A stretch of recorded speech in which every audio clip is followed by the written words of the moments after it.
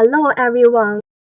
The root zone acts like an underground reservoir, buffering water for terrestrial ecosystems during drought. It plays a crucial role in drought resilience.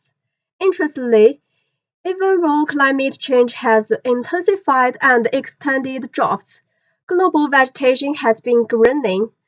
This raises a key question beyond the well-known fertilization effect.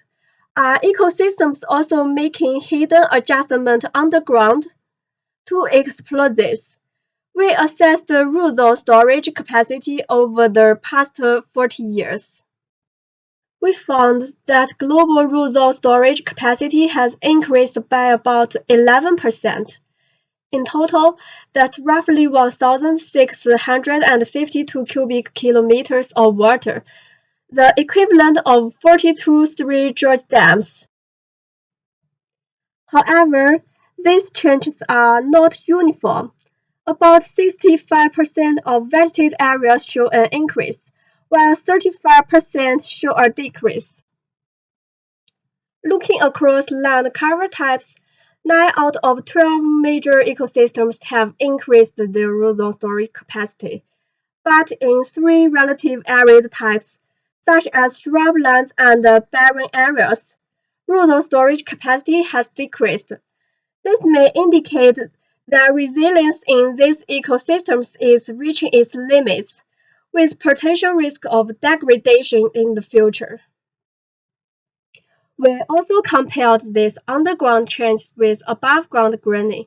In more than half of vegetated areas, both root zone storage capacity and the leaf area index increased together.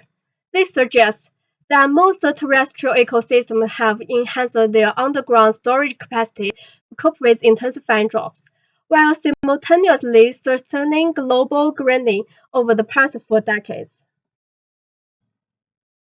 In conclusion, terrestrial ecosystems have expanded their root zones to cope with increasing drought stress.